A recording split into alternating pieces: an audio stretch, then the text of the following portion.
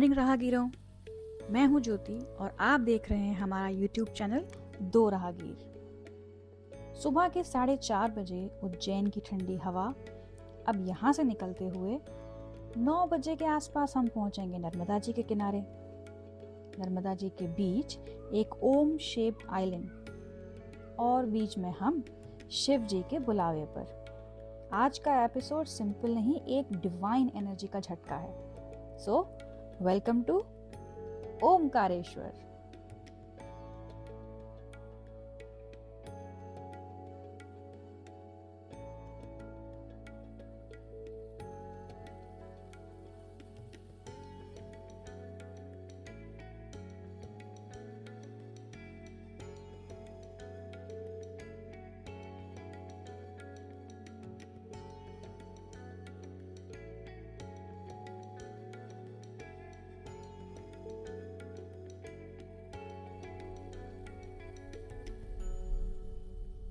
कुसुम कुंज में जहाँ हम रुके थे वहाँ पे हमें वहाँ के ओनर्स ने हमें बड़ी हेल्प करी। दे provided us with a 16 ampere socket, जिससे हमने अपनी गाड़ी को स्लो चार्जिंग किया। कल हम पूरा दिन वहीं रुके थे, तो हम वहाँ पर 57% बैटरी के साथ पहुँचे थे and it took us about 18-19 hours for the car to completely charge to 100%।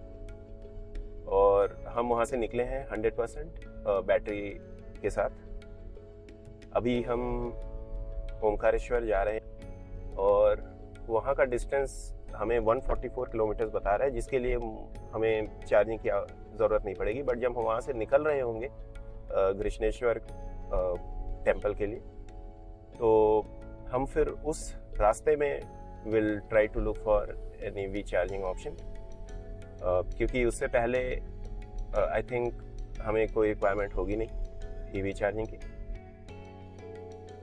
तो इन टोटल अभी तक हम नोएडा से यहाँ तक पहुँचे हैं। तो अगर मैं टोटल डिस्टेंस की बात करूँ तो हमने 755 किलोमीटर अभी तक ट्रैवल कर लिया है, जिसमें परसों हम जब पहुँचे थे 56% बैटरी के साथ, हमने वो 100% चार्जिंग स्लो चार्जिंग में करी। और उससे पहले हमने 2 चार्जिंग स्टॉप्स लिए थे।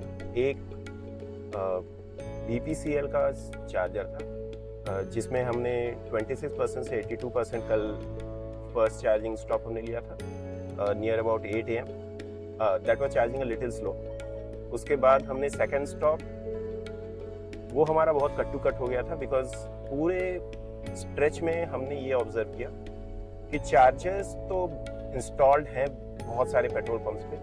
I mean mostly her petrol pump पे ही मुझे चार्जिंग ऑप्शंस दिख रहे थे।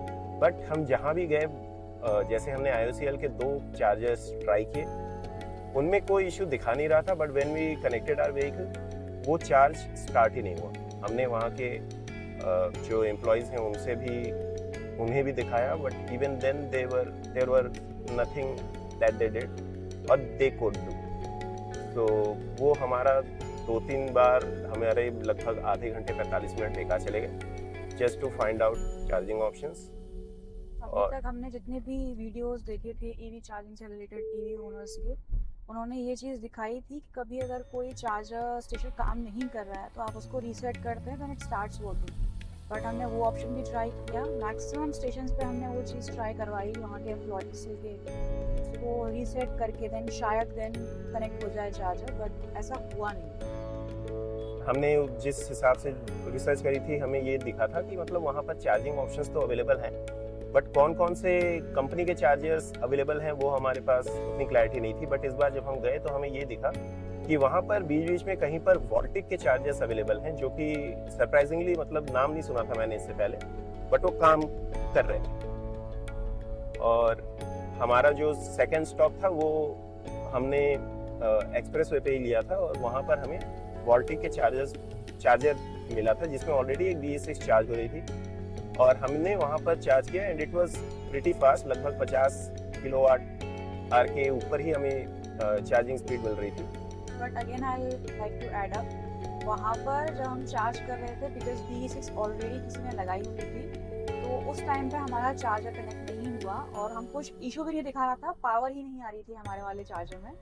जब उसका चार्ज कंप्लीट हो गया देन इमीडिएटली वो चार्जिंग गन कनेक्ट हो गई। तो कभी अगर ऐसा आपके साथ होता है कि आपका चार्जर कनेक्ट नहीं हो रहा है और कोई और व्हीकल वहाँ लगा हुआ है और अगर उसकी चार्जिंग कंप्लीट होने वाली है तो it's better to wait instead of going somewhere else. जैसे चार्जिंग खत्म होती है you can use your charger, क्योंकि ऐसा कई बार होता है कि आपको दिखा रहा है कि चार्जिंग नहीं हो रही है तो आप सोचते हैं कहीं और ऑप्शन देखते हैं, बट अगर वो सेकेंड कार जाने ही वाली है देन इट्स बेटर थोड़ा वेट करके आप वहाँ पर ही यूज़ करें, इट विल कनेक्ट। या हमारा भी बेसिकली ट्रिकी सिचुएशन ही था, उसमें हम लगभग 6% बैटरी के साथ पहुंचे थे वहाँ, जो कि नहीं करना चाहिए था। बट क्योंकि वो स्ट्रेच में इतने दूर दूर चार्जर्स हैं कि आप अगर आप के प्लान में कोई एक चार्जर है तो उसके बाद जो अगला चार्जर होगा या तो दूसरी साइड होगा या फिर वो आगे 20 से 25 या फिर 30-40 किलोमीटर बाद ही होगा। सो मैक्सिमम ऑप्शन डिटूर के दिखा रहा था कि मतलब आपको आपका रोड छोड़ के कहीं इंटरनल जाना पड़ेगा, इंटरनली चार्ज करके देन वापस आपको आपके ऑन रूट आना पड़ेगा, which is a very tricky thing to do every time जब आपको रिचार्ज करना है। तो वो चीज़ थी, but still we figure out कि चार्जर्स तो हैं बट उनका अभी मेंटेनेंस प्रॉपर नहीं है, वो अच्छे से भी काम नहीं कर रहे हैं। सारे चार्जर्स काम नहीं कर रहे हैं, बट जो भी है अभी फिलहाल तो हमारा ट्रिप स्टार्ट ही हुआ है एक तरीके से अगर देखा जाए, although it is 750 kilometres long but still. And अभी ये पता चल गया कि we can not go cut to cut, as in हम बिल्कुल ही मतलब ये एक्सपेक्ट करके नहीं चल सकते कि 400 किलोमीटर की रेंज तो चल ही जाती है तो 400 किलोमीटर के पहले ही हम ढूंढेंगे। आई थिंक यहाँ भी हमें चार्जिंग ऑप्शंस दिख रहा है and that too fast charger, because हम जब पहले स्टॉप में BPCL वाले चार्जर में रुके थे, it took near about 2 hours to charge close to like 60%, which was a lot. और जबकि वो 60 किलोवाट की स्पीड दिखा रहा था, so that was a little surprising. But then अब वो एक्सपीरियंस बिल्ड अप हो गया है इसका, तो अब मोस्टली हम यही करेंगे कि जहाँ पे भी हमें चार्जिंग ऑप्शंस अवेलेबल दिख रहे हैं, इवन अगर परसेंटेज हाई भी है तो जी, भी अगर आपको बिल्कुल। लग रहा है कि आप 80 पर भी आ गए हैं तो चार्ज करने की जरूरत नहीं है, तो ऐसा ना करें। 80 भी मान लीजिए 60 तक भी अगर आप ले आते हैं, 60 के बाद then just start looking for options जहाँ पे आप हर 2 आवर पे आपका बैटरी एटलीस्ट 15% तो चार्ज कर रहे हैं, इतना 15-20 मिनट्स एटलीस्ट आप चार्ज कर रहे हैं, ताकि फास्ट चार्जर होगा तो it will add up to a nice percentage. अभी ये थ्योरी में है, जैसे प्रैक्टिकल होता है अगर वो इतना फिजिबल अगर इस तरीके से हुआ, जो कि लगता नहीं है बैटरी लाइफ के लिए होगा, बट स्टिल विल सी किस तरीके से अब हम इसे प्लान करते हैं, because going cut to cut is not an option here, क्योंकि ये यहाँ पे बहुत लंबा स्ट्रेच था और उसमें अगर आपकी गाड़ी में चार्जिंग ख़त्म हो गई है तो बहुत दूर तक आपके पास कोई ऑप्शन नहीं है, और बाई चांस अगर आपके चार्जर्स काम नहीं कर रहे हैं किसी कोई भी जो आपने प्लान किए हुए हैं, तो it's going to get a little risky at that point. So just make sure कि आप जब भी चार्जिंग स्टॉप छोड़ रहे हैं तो एटलीस्ट आपके पास 20-25% बैटरी बची रहे, so that you have charging left to go to some other charging options. So just be mindful of that, otherwise हमारा जो भी एक्सपीरियंस अभी तक जैसा रहा है, although a little tricky, but fortunately we did not face any major issues. So we'll see. It's a long trip and hopefully we'll try to cover whatever we figured out, and we'll let you know as well कि charging options से related जो भी चीज़ें होंगी। बाकी आप enjoy करें हमारी जर्नी।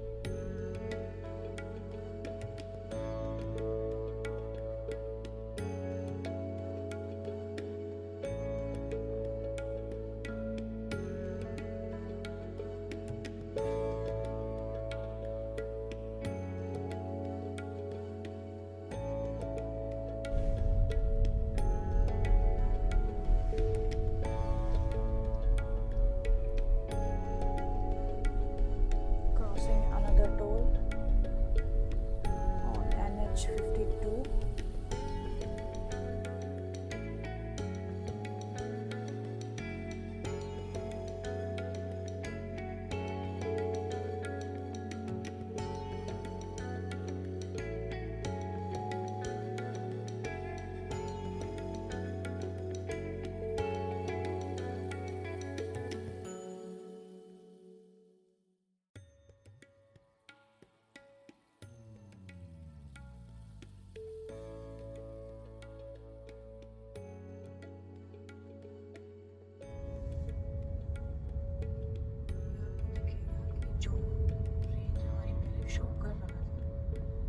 फिर रेंज अब ज़्यादा है, जबकि हम ऑलमोस्ट 119 किलोमीटर चल चुके हैं।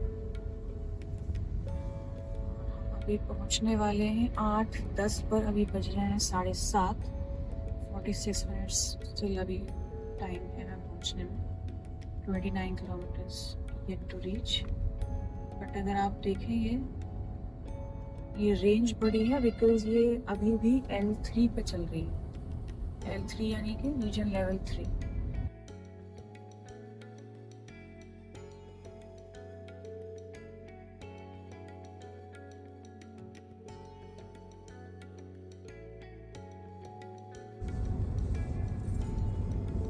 एलिवेट करना चाहेंगे कुछ रेंज में? अभी हमारा रेंज 77% दिखा रहा है। हमने स्टार्ट किया था 100% पे। हमारा रेंज अभी इसमें 424। मैंने इसमें L3 अभी लगाया है क्योंकि इस पर्टिकुलर रूट में बहुत ज़्यादा डाउनहिल था, तो उसका मैक्सिमम यूटिलाइजेशन करने के लिए मैंने इसे L3 पे लगा दिया। और उसकी वजह से मतलब रेंज पिछले 55 किलोमीटर जब से हमने डाउनहिल्स जर्नी स्टार्ट करी है, रेंज गिरा नहीं है बल्कि इंक्रीज हुआ है। तो हमने जब 55 किलोमीटर्स बाकी था और हमने ओमकारेश्वर के लिए टर्न लिया, वहाँ से हमारा रेंज 400 किलोमीटर्स का दिखा रहा था। और अगर आप अभी देखेंगे तो ये 425 के अप्रॉक्सीमेटली हो गया है, जबकि हमने 27 किलोमीटर्स हम आगे चल चुके हैं। सो दिस इज बिकॉज गाड़ी का रीजनरेशन लेवल 3 है और वो रीजनरेट कर रही है इलेक्ट्रिसिटी, जिसके कारण बैटरी हमारी चार्ज हो रही है। और ये इस डाउन हिल में तो काफ़ी फायदेमंद दिख रहा है। बट अब जाते समय क्या ये बहुत ही जल्दी रेंज कम होगी इसकी, ये क्या होगा वो तो उसी समय पता चलेगा। बट फिलहाल के लिए जाते टाइम पे तो हमारे लिए काफ़ी फायदेमंद दिख रहा है, बिकॉज अभी भी हमारे पास रेंज 424 किलोमीटर्स की है, जबकि हमने 121 किलोमीटर्स ट्रैवल कर लिया। तो अगर सिंपली हम इन्हें ऐड कर दें तो हमारा 540 का रेंज है। रेंज निकल के आता है फिलहाल तो, बट लेट्स सी अगर हम पहुंचते हैं कितने। 27 किलोमीटर अभी बाकी है और होपफुली हमारा 400 का रेंज रह जाएगा। और उसके बाद हम पहुंचने के बाद अपडेट करते हैं कि हमारा फाइनल रेंज क्या दिख रहा है, कितने परसेंटेज बैटरी हमारी बची होगी। और डिस्टेंस तो आपको 150 किलोमीटर्स रहेगा उज्जैन से, जहाँ से हमने स्टार्ट किया था, ओमकारेश्वर मंदिर की पार्किंग तक। सो या लेट्स सी। इसमें जैसा कि हमने थोड़ी देर पहले एनुअल टोल पास का बताया था, इसको मैं थोड़ा सा और अच्छे से बता देती हूँ। एनुअल टोल पास आप राजमार्ग यात्रा ऐप होता है और NHAI की वेबसाइट, दोनों में से किसी भी जगह से एक्टिवेट कर सकते हैं। ये आपके फास्टैग पे ही एक्टिवेट होता है और फास्टैग जो आपके व्हीकल रजिस्ट्रेशन नंबर से अटैच रहता है वो, अगर आपने चेसिस से कर रखा है फास्टैग, उस पर ही एक्टिवेट नहीं हो सकता। तो जब आप व्हीकल रजिस्ट्रेशन नंबर डालते हैं तो आपको वो एक पास एक्टिवेट करने का ऑप्शन आता है। आप रिचार्ज करते हैं 3000 रुपीज़ का, तो ऑटोमेटिकली आपके फास्टैग से अटैच हो जाता है। तो जब भी आप किसी नेशनल हाईवे जो कि एलिजिबल है उस पास के लिए वहाँ से क्रॉस करते हैं तो वो एक ट्रिप काउंट होती है और वो आपके 200 की ट्रिप में से डिडक्ट हो जाता है।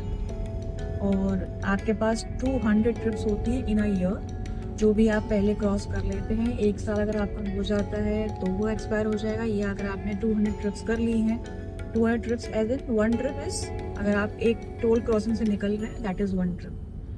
तो वो अगर आप कर लेते हैं तो आपका 200 ट्रिप्स अगर कर लेते हैं तो पास आपका एग्जॉस्ट हो जाएगा। तो this is the thing. Trips का है कि आपको नेशनल हाईवे पे जो एलिजिबल हैं वो आपके से डिडक्ट होंगे। ये एक्सप्रेस वे पे काम नहीं करता।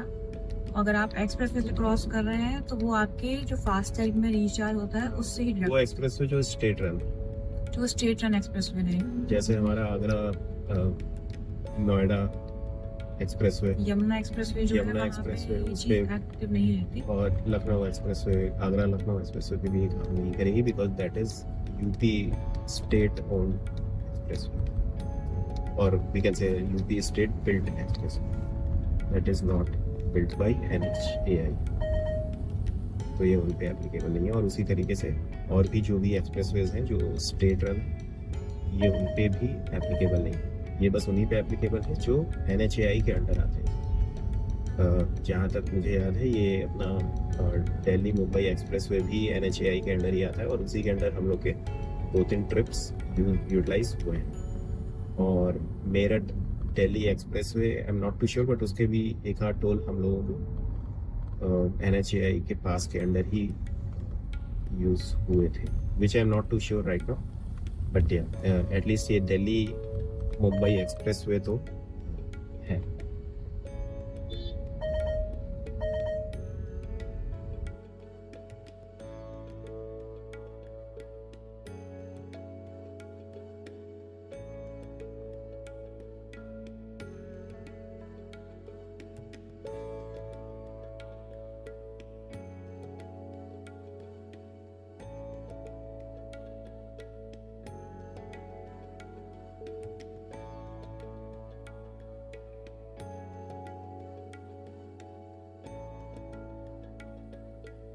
This is where we have parked our vehicle. ये ओमकारेश्वर मंदिर से बिल्कुल 5 मिनट्स वॉकिंग पे है प्राइवेट पार्किंग। जब आप एंटर करते हैं टुवर्ड्स ओमकारेश्वर तो जो मेन रोड्स पे कई सारे आपको लोग मिलेंगे। अवॉइड स्टार्टिंग में ही किसी को बुक करना, बिकॉज बहुत फ्रॉड्स भी होते हैं यहाँ पे।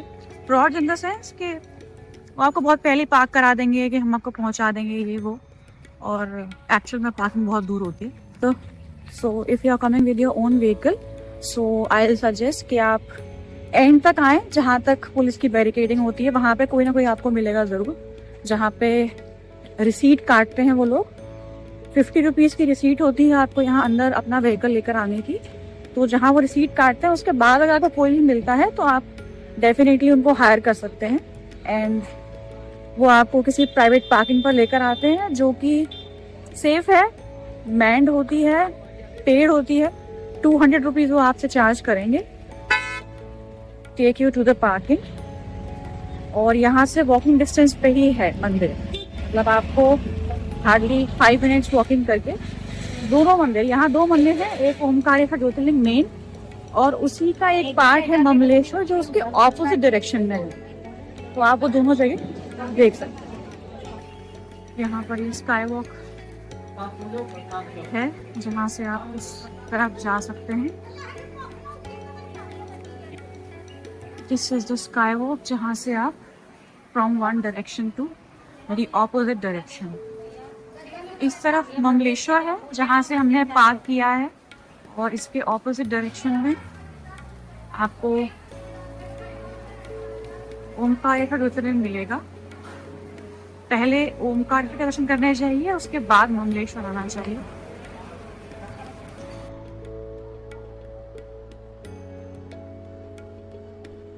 ये अभी हम पुल से उतर के ऊपर की तरफ जाते हुए ओमकारेश्वर मंदिर के लिए 2 रास्ते हैं, एक सीधा झीला पूरा पुल है और एक थोड़ा वॉक करके है।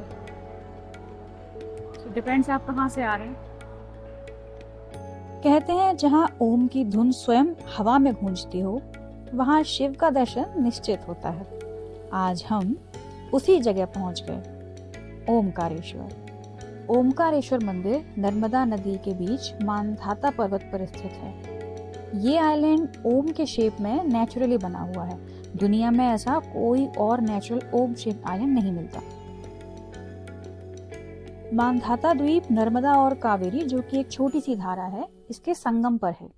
ये संगम बहुत पवित्र माना जाता है। ओमकारेश्वर का जो लिंगम है वो सेल्फ मैनिफेस्टेड है, मतलब कि स्वयंभू है। ओमकारेश्वर और ममलेश्वर दोनों मिलकर एक ही ज्योतिर्लिंग का रूप कंप्लीट करते हैं। आपको पुराणों में ये भी देखने को मिलेगा कि ओमकारेश्वर को प्रणव लिंग भी कहा गया है। प्रणव मतलब ओम। बहुत पुरानी बात है जब पर्वत भी भक्ति से पिघल जाया करते थे। विंध्य पर्वत, जो अपने गर्व और अखंड ऊंचाई के लिए जाना जाता था, एक दिन महसूस करता है कि शेषांचल और हिमालय उससे बड़े हैं। गर्व को तोड़ने और अपने अस्तित्व को सिद्ध करने के लिए वो नर्मदा के किनारे बैठकर शिव जी की तपस्या शुरू करता है। तपस्या इतनी कठिन, इतनी असाधारण कि देवलोक में भी उसकी भक्ति की गूंज पहुंच जाती है। और फिर एक दिन महादेव प्रकट होते हैं। प्रसन्न होकर शिवजी विंध्य को एक दिव्य ज्योतिर्लिंग प्रदान करते हैं और कहते हैं, जब तक तुम लोगों की सेवा करोगे मैं तुम्हारे पास रहूंगा। इस ज्योतिर्लिंग का एक रूप यही मानधाता पर्वत पर स्थापित होता है, जो है ओमकारेश्वर, जहां धरती स्वयं ओम का रूप बन जाती है। और दूसरा रूप ये नर्मदा के उस पार ममलेश्वर महादेव, जिन्हें मूल लिंग भी कहा जाता है। तब से लेकर आज तक ये दोनों मंदिर एक ही ज्योति के दो स्वरूप माने गए हैं।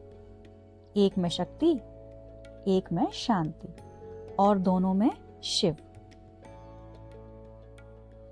हर मंदिर एक अलग कहानी होता है, पर ओमकारेश्वर एक एहसास है। यहाँ आकर समझ आता है कि ओम सिर्फ एक ध्वनि नहीं बल्कि पूरी क्रिएशन की हार्ट बीट है। और आज हम दो राहगीर इस पवित्र अनुभव को आप तक पहुंचा रहे हैं। यहाँ आने से प्रणव का अनुभव होता है, जो कि क्रिएशन की फर्स्ट साउंड कही जाती है, पहला नाद। ओमकारेश्वर को दक्षिण का काशी भी कहा जाता है। नर्मदा को शिव जी की बेटी माना जाता है, इसीलिए उसके किनारे की एनर्जी बहुत ज्यादा पावरफुल मानी जाती है। यहीं पर आदि शंकराचार्य ने गुरु गोविंद पाद से ज्ञान प्राप्त किया। और इसी ओमकारेश्वर में 24 घंटे एक दिया जलता रहता है, जो कि सिंबल है एंडलेस कॉन्शियसनेस का। यहाँ का जो परिक्रमा पथ है, जो कि अप्रोक्सीमेट 7 से 8 किलोमीटर का है, इसी द्वीप के चारों तरफ, इसे बहुत पवित्र माना जाता है। बहुत सारे लोग यहाँ सिर्फ इस पर्वत की परिक्रमा करने के लिए आते हैं। नर्मदा यहाँ सिर्फ एक नदी नहीं है, ये महादेव के त्रिशूल से निकली शक्ति है। कहते हैं जो एक बार नर्मदा की परिक्रमा कर लेता है, उसके सारे पाप निर्मल हो जाते हैं। इस पानी में एक अजीब सी शांति है, जैसे ओम की धड़कन हो। अभी हाल ही में आपने इंद्रेश जी महाराज के मुंह से भी सुना होगा कि 100 बार गंगा स्नान का जो पुण्य होता है, वो नर्मदा के सिर्फ दर्शन मात्र से प्राप्त हो जाता है। एक बात बोलूं, हर ज्योतिर्लिंग का एक अलग वाइब होता है। महाकालेश्वर एकदम शक्ति और तांडव का रूप, और ओमकारेश्वर ये ओम का शांत धुन जैसा फील होता है। नर्मदा की हवा, आइलैंड का स्पिरिचुअल लेआउट, और बीच बीच में लोकल लोगों का बम बम भोले। लगता है जैसे भगवान शिव आज भी यहीं विराजमान है। रात के 8:30 बजते ही ओमकारेश्वर का माहौल एकदम बदल जाता है। मंदिर के अंदर सॉफ्ट दीपक जलते हैं और शिवलिंग का शयन श्रृंगार शुरू होता है। एक चादर बिछाई जाती है, चौपर और डमरू रख दिया जाता है, जैसे घर का बेटा रात को आराम करने आया हो। पंडित जी हल्की सुरीली आरती शुरू करते हैं, और उस वक्त लगता है कि यहाँ के देवता सिर्फ पूजे नहीं जाते, उन्हें संभाला जाता है। शयन आरती के बाद मंदिर में एक अजीब सी शांति उतर आती है, जैसे महादेव खुद इस रात यहीं ओमकारेश्वर में विश्राम करने आए हैं। बहुत कम लोग जानते हैं ओमकारेश्वर के दर्शन तभी पूरे माने जाते हैं जब आप दोनों लिंगम ओमकारेश्वर और ममलेश्वर देख लेते हैं। एक को माना जाता है शिव का प्रकट रूप ओमकारेश्वर, और दूसरे को शिव का स्थिर रूप ममलेश्वर। दोनों मिलकर ही पूरा ओमकार बनते हैं। ममलेश्वर मंदिर का आर्किटेक्चर बहुत ही पुराना है। पत्थरों पर बने इंट्रिकेट कार्विंग्स आज भी शिव भक्ति की कहानी सुनाते हैं। मंदिर के अंदर एक अजीब सा शांत सा ऑरा है, जैसे शिव जी यहाँ कभी तपस्या करते हो। और सबसे खास, यहाँ दिया गया प्रसाद और जल अभिषेक डिवोटीज की सारी मनोकामना पूरी करता है, ऐसा पुराणों में लिखा है। मंदिर के आसपास लोकल शॉप्स में नर्मदा के किनारे से निकले हुए काले पत्थर मिलते हैं। लोग इसे शिवलिंग का सिंबॉलिक रूप मानकर घर ले जाते हैं। यहाँ का कंकड़ शंकर कहा जाता है। ममलेश्वर में क्राउड रिलेटिवली कम होता है, इसलिए दर्शन ज्यादा शांत होते हैं। पुराने लेख बताते हैं कि यहाँ पे शिव जी का दर्शन करने से काल सर्प दोष में भी शांति मिलती है। ओमकारेश्वर में शक्ति है प्रणव की और ममलेश्वर में शांति है मूल शिव रूप की। ये दोनों मंदिर एक ही दिव्य ज्योति के दो प्रकाश हैं। नर्मदा के किनारे ये पूरा रीजन एक लिविंग एनर्जी फील्ड जैसा लगता है। आदि शंकराचार्य जी का यहाँ पर ज्ञान प्राप्त करना इस जगह की स्पिरिचुअल ग्रेविटेशन को बताता है। अब हम ओमकारेश्वर ममलेश्वर के डिवाइन दर्शन करके निकल रहे हैं अपने अगले ज्योतिर्लिंग के लिए, घृष्णेश्वर, जो महाराष्ट्र में एलोरा केव्स के पास स्थित है। ये हमारी यात्रा नेक्स्ट स्पिरिचुअल डेस्टिनेशन होगा।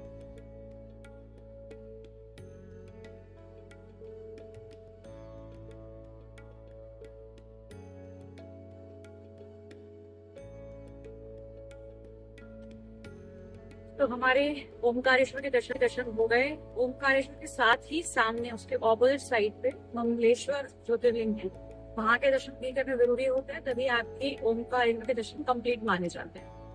और अभी हम ओमकारेश्वर से निकल रहे हैं घृष्णेश्वर के लिए, जो कि है महाराष्ट्र में। तो मध्य प्रदेश में ये हमारा आखिरी दिन, और अब महाराष्ट्र में एंटर करेंगे। ट्रिप डिटेल्स हमने भी आपको शेयर की हैं। यहाँ से घृष्णेश्वर है 376 किलोमीटर्स और 7.5 घंटे अभी एटलीस्ट टाइम बता रहा है पहुँचने का। 6:15 तक पहुँचना चाहिए, बट हाँ अभी हम इसमें बीच में चार्जिंग के ब्रेक्स भी लेंगे, तो डेफिनेटली वो टाइम इंक्रीज होगा। तो जैसे जैसे आगे बढ़ेंगे आपको हम डिटेल्स शेयर करते जाएंगे रिगार्डिंग चार्जिंग स्टेशंस, रिगार्डिंग कितना टाइम लग रहा है, कितनी बार हमें चार्ज करना पड़ा, क्योंकि अभी हम 71% पे हैं और 406 किलोमीटर्स की हमें रेंज दिखा रहा है।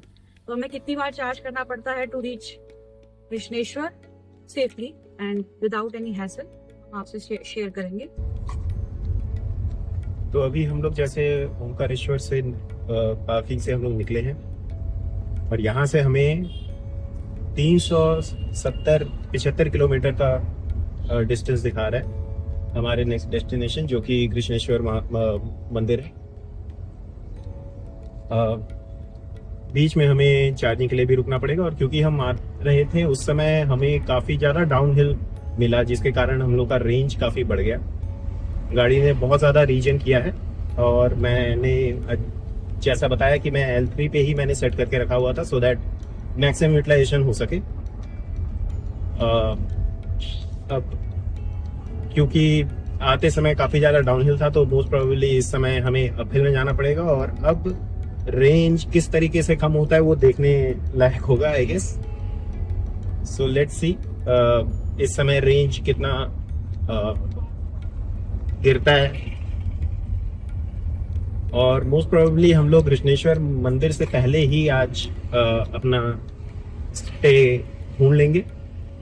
बीच में हमें कहीं पे भी चार्जिंग ऑप्शंस अगर ढूंढनी पड़ेगी तो हम आपको अपडेट कर देंगे। फिलहाल के लिए तो 1 से 150 किलोमीटर तक तो I think we are sorted. उसके बाद ही हमें कोई चार्जर ढूंढने की ज़रूरत है। वैसे मैंने प्लग एंड शेयर में ऑलरेडी एक चार्जर देख रखा है, 4 जोन का है, बट जैसा भी होगा हम जब वहाँ पहुँचेंगे और रुकेंगे तो फिर हम अपडेट कर देंगे। बट अभी की बात करें तो गाड़ी की रेंज 417 किलोमीटर बता रहा है। 152 हम चल चुके हैं और बैटरी हमारी अभी भी 71% पे है। यहाँ से तो फिलहाल डाउनहिल ही दिख रहा है, बट अब आगे जाकर के ये अपहिल में कन्वर्ट होने वाला है थोड़े टाइम के बाद, और फिर वहाँ पर किस तरीके से हमारी गाड़ी परफॉर्म करती है वो फिर देखने लायक होगा। बैटरी कंजम्पशन डाउन हिल पे थोड़ा सा रीजन मोड में आ जाती है, और अपहिल पे क्योंकि बैटरी ज़्यादा कंज्यूम होगी, तो कितना ज़्यादा कंज्यूम करती है वो आपको अभी हम बता पाएंगे जैसे जैसे हम आगे प्रोसीड करते हैं। अभी के लिए जैसे अगर हम देखें तो गाड़ी जब ऊपर तक आई, एज एन सॉरी ओमकारेश्वर मंदिर तक हम पहुंचे तो वहां पे 140 वाट आवर पर किलोमीटर का एवरेज एनर्जी कंजम्पशन इसमें शो कर रहा था। अभी वो 143 है, तो बेसिकली अगर हम 140 पकड़े तो फिर ये एवरेज हम लोग का 535 किलोमीटर बताता है, जो कि अनरियल है to be very precise. But क्योंकि ये अपहिल डाउनहिल वाली चीज अभी फिलहाल चल रही है, तो इस समय गाड़ी जो रेंज दे रही है, we can't rely on it on a normal scenario. सो अभी के लिए अपन देखते हैं कि क्या रेंज इसका आता है, क्योंकि अभी नीचे जाएंगे तो हमें ये पता चल जाएगा कि एक कंप्लीट जर्नी में फ्रॉम ओमकारेश्वर टिल कृष्णेश्वर में हमें पता चल जाएगा कि ये अभी रेंज कितना कम होता है। क्योंकि उज्जैन से जब हमने 55 किलोमीटर वाला जब टर्न लिया, जहां से 55 किलोमीटर दूर था ओमकारेश्वर, वहां से इस गाड़ी ने मतलब अगर कहा जाए तो बिल्कुल भी इसने एनर्जी कंज्यूम नहीं किया। एंड द रेंज जो दिखा रहा था उससे 20 किलोमीटर ऊपर ही दिखा रहा है फिलहाल। सो उस पॉइंट पे, जिस पॉइंट पे हमने टर्न लिया था, it was 398 kilometre, currently it was 420 kilometre. और अब जैसे जैसे मैं देख रहा हूँ तो ये रेंज बहुत ही ड्रास्टिकली चेंज हो रहा है। और एक और बात, क्योंकि हम लोग जब आ रहे थे तो मॉर्निंग टाइम था, it was cold outside, so AC was of. In fact the climate was completely off, climate control was switched off, क्योंकि बहुत ठंड लग रही थी।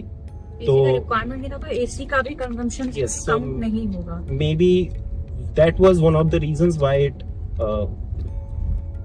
Went high, like the range was very high. But अब क्योंकि एसी भी ऑन है और गर्मी बाहर बहुत है, सो हमें एसी अपने फुल पे चलाना पड़ेगा। And let's see how much consumption we see now while going downwards और upwards towards Krishneshwar.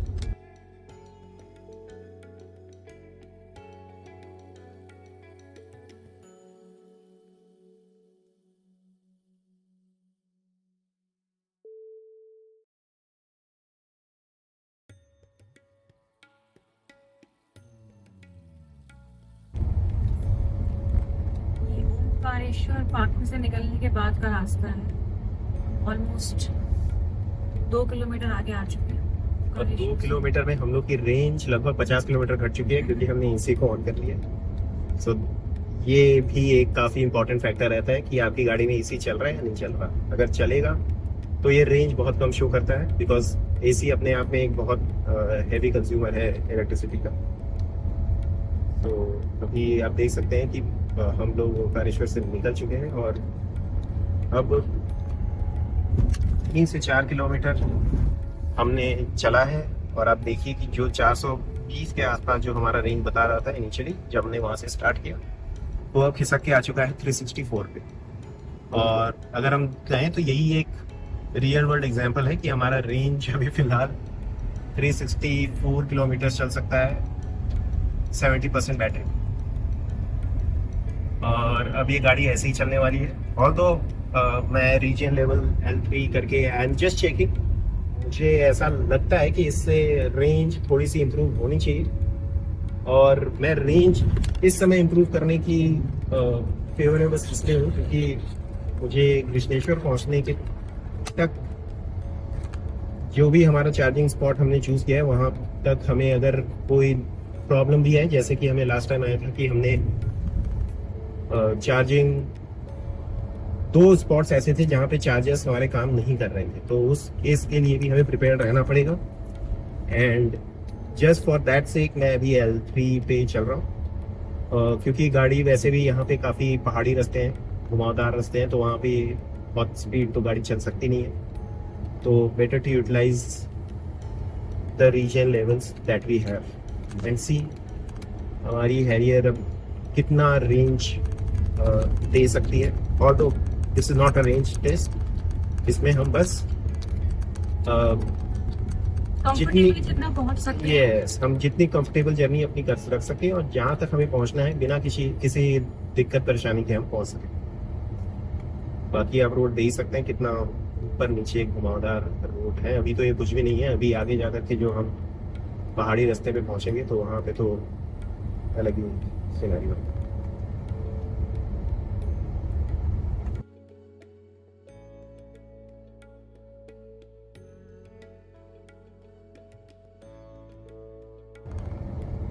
Hotels and restaurant के आपको प्लेंटी ऑफ ऑप्शन मिल जाएंगे यहाँ पे। आप देखेंगे दोनों साइड रिजॉर्ट जैसे बने हुए हैं, प्लस जो टेम्पल एरिया है वहाँ पर भी छोटे छोटे शॉप्स जो आपको नॉर्मल स्नैक्स के मिल जाएंगे वहाँ पर सब अवेलेबल है। इवन वो जो थाली सिस्टम होता है, अनलिमिटेड थाली सिस्टम, वो शॉप्स वहाँ पर हैं।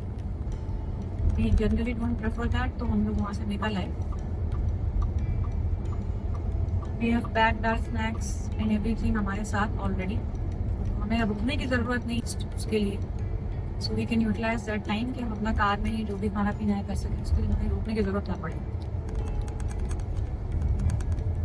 जब आप ऐसे ज्योतिर्लिंग वगैरह पे आते हैं या अच्छे पिलग्रिमेज पे जाते हैं, कोशिश कीजिए कि अगर हो सकता है मॉर्निंग में तो फास्टिंग रह के दर्शन कीजिए।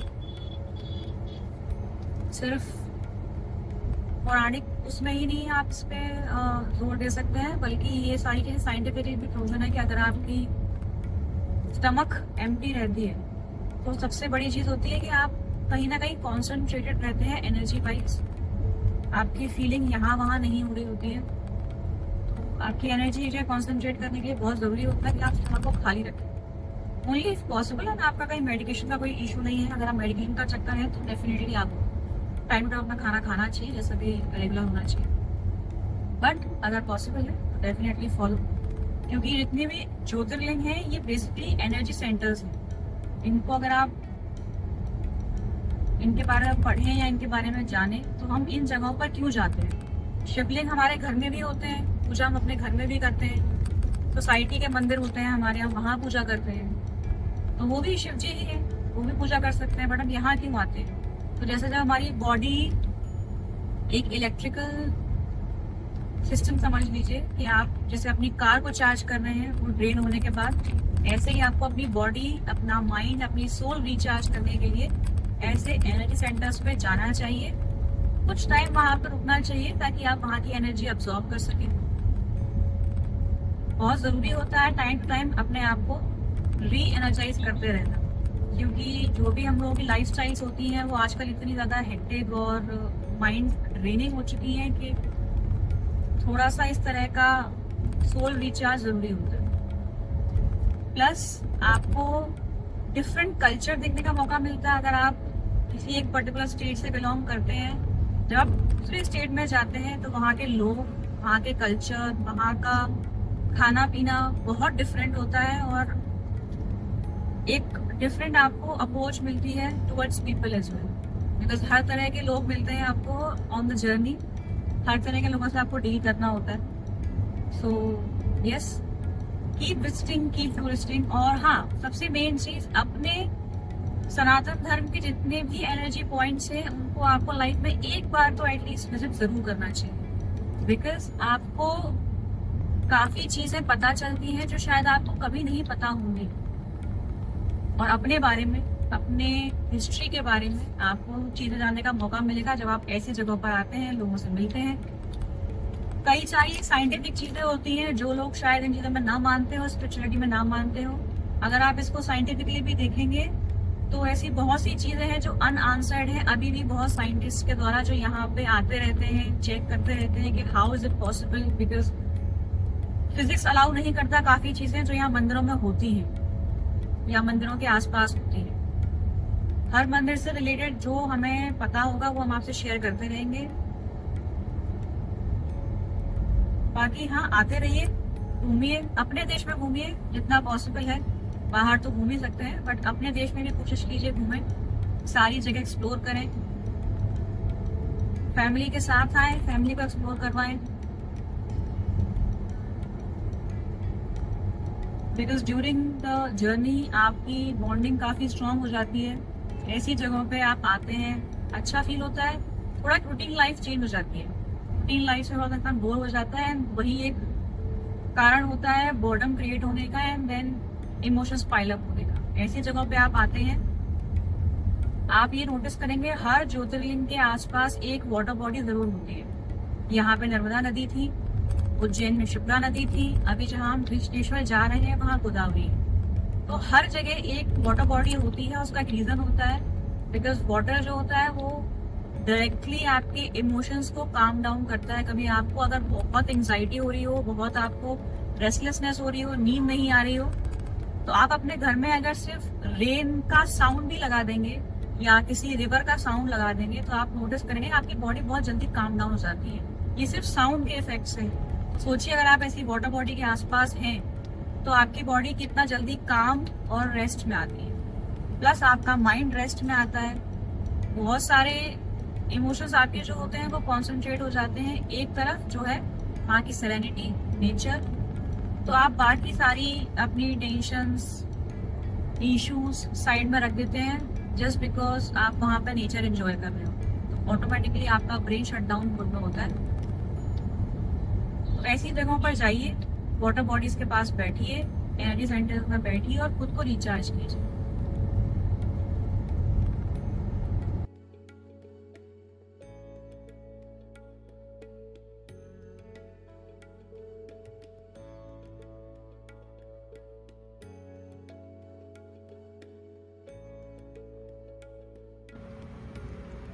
हम अभी ओमकारेश्वर से निकले थे और कृष्णेश्वर के रास्ते में हम अभी अपनी ईवी चार्ज कर रहे हैं। So right now we are in Devla, Madhya Pradesh, charging our EV. हमारी बैटरी वैसे ऑलमोस्ट 50 के ऊपर ही थी, बट सेफ साइड, जहाँ चार्जर मिलता जाए चार्ज करते जाइए। और इतने लंबे रूट पे एक आध ब्रेक्स तो हम वैसे भी लेते ही हैं। सो हमने लंच नहीं किया था, तो this was our lunch break. जितनी देर में हमने लंच किया और उतनी देर में हमारी कार चार्ज हो जाएगी। देखते हैं, ज़रूरी नहीं है 100% करना है, 70-80% करके भी हम निकल सकते हैं। लेट्स सी कितने पे निकलते हैं। सो फार नो हैसल, ईजिली आ रहे हैं, कोई चार्जिंग का ऐसा कोई इशू नहीं आया अभी तक। इनिशियली हाँ, ये चार्ज जोन पे पावर नहीं थी, तो there was no connection available. But then जब तक हम ऑर्डर वगैरह देकर आए, लाइट आ गई थी। एंड यहाँ पे कॉन्टैक्ट नंबर्स होते हैं हर चार्ज जोन पे, आपको चार्जिंग स्टेशन पे आपको नंबर्स मिलेंगे जहाँ पे आप कांटेक्ट करके कंफर्म कर सकते हैं क्या इशू है और कैसे रिजॉल्व करना है, and then they will guide you accordingly. So my husband called and they guided कि अभी लाइट नहीं है इसलिए नहीं चल रहा है। लाइट के आते ही it was again functional, and as you can see now it's charging, and not even one, now we have 2 cars charging at the same time at the same station. So someone else's EV, and now our car is 79% charged, as you can see. Fast है charger. This is a fast charger. कितने minute में दिखा रहे हैं, कितना कर लिया इसने?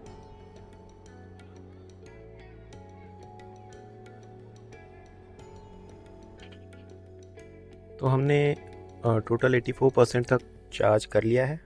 अब होपफुली हमें कृष्णेश्वर तक पहुंच या फिर उससे पहले जहां भी हम स्टे करने वाले हैं वहां तक हम इजीली पहुंच जाएंगे। And then we can look for charger वहां पे जो भी। यहाँ चार्ज जोन में हमने 32 यूनिट्स टोटल चार्ज किए, और इसका जो भी अमाउंट आता है वो भी हम आपको अपडेट कर देंगे। सो अभी फ़िलहाल के लिए यहाँ पे एक गाड़ी और लगी हुई है। It is very fast charger. हमने लगभग 82%, 42% के आसपास चार्ज किया है, विच इज़ एग्जैक्टली यूनिट अगर बताएं तो 32 यूनिट्स, और हमें आधे घंटे से भी कम टाइम लगा। So it was a quick charge. हम भी चार्ज अप हैं, and then will be moving on to our destination. We'll stay somewhere nearby Krishneshwar, and then कल मॉर्निंग मंडे शिव जी का बुलावा। अब वो चाहता है सोमवार को ही हम दर्शन करें, तो सोमवार को ही करेंगे।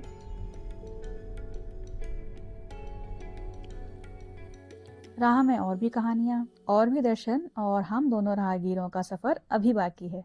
तो चलिए मिलते हैं नेक्स्ट एपिसोड में। तब तक के लिए हर हर नर्मदे, हर हर महादेव।